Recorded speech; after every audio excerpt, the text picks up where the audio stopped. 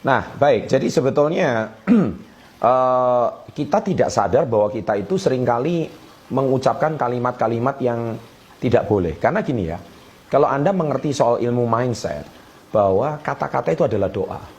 Jadi kata-kata yang sering Anda ulang, yang sering Anda ucapkan, itu mempengaruhi pikiran bawah sadar kita. Dan sesuatu yang diulang di dalam pikiran bawah sadar kita, itu akan menjadi kenyataan. Ya, oleh sebab itu seringkali kita itu tidak sadar kita mengucapkan 4 perkataan bodoh ini. Nah, yang pertama adalah saya sudah mencoba semuanya. Ya, sehingga kayaknya Anda itu I know everything. Saya sudah mengerti segala sesuatunya. Nah, padahal sahabat entrepreneur di muka bumi ini banyak hal yang kita tidak tahu. Ya, banyak hal yang kita tidak tahu. Kita ini cuma hidup di pengalaman kita sendiri. Ya, padahal sebetulnya kalau kita pikirkan di dalam hidup ini yang namanya sekolah atau pembelajaran itu tidak pernah ada hentinya.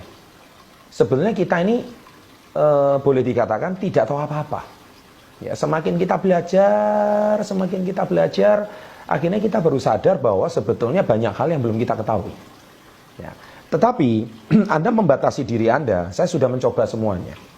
Saya sudah coba ini, saya sudah coba usaha ini, saya sudah coba ini.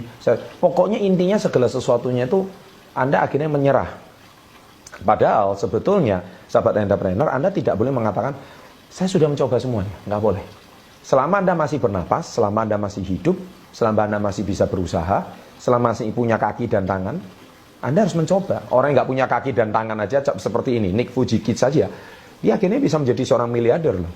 Kalau Anda masih punya kaki dan tangan, Anda masa nggak bisa gitu. Ya, jadi solusinya harusnya Anda katakan, saya ingin mencoba hal yang baru apapun yang terjadi. Ya, jadi Anda jangan pernah menyerah. Poin yang kedua adalah, perkataan yang sebetulnya tidak perlu Anda ucapkan adalah, memang orang itu bisa, tapi tidak bisa dan tidak cocok untuk saya. Orang itu hanya beruntung. Nah, sebetulnya Anda itu, mungkin Anda berkata ada orang sukses di bisnis tertentu. Anda mengatakan ya memang bisnisnya bagus, tapi tidak cocok untuk saya. Kemudian ada orang berhasil di bidang tertentu. Ya memang orang itu berhasil karena beruntung. Karena orang itu bejo atau orang itu hoki saja. Sedangkan ya saya tidak cocok untuk saya. Ya, akhirnya Anda merasa bukannya Anda mau belajar, tapi Anda melakukan pembenaran diri. Ya, Anda merasa diri Anda itu yang paling hebat. Ya kan? Padahal apapun yang Anda kerjakan sampai detik ini mungkin belum ada yang berhasil. Nah, itu sebenarnya bukan karena Anda itu tidak bisa, tetapi karena Anda tidak sadar Anda itu sedang membatasi diri Anda. Ya, jadi Anda tidak mau mengakui kehebatan orang lain. Anda tidak mau mengakui kelebihan orang lain. Dan selalu Anda punya dalih untuk menutup kelemahan Anda dengan cara I know everything. Saya sudah tahu segala sesuatunya. Tapi ini tidak cocok untuk saya.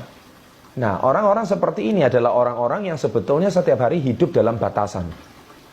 Hidup dalam hambatan.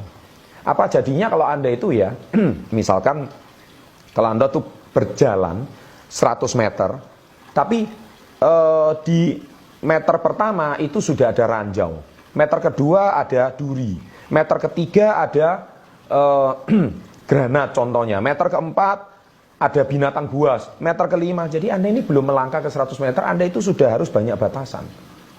Nah, di dalam mindset atau ilmu pikiran sahabat entrepreneur, kita harus tahu bahwa sebetulnya batasan itu diciptakan oleh diri kita sendiri.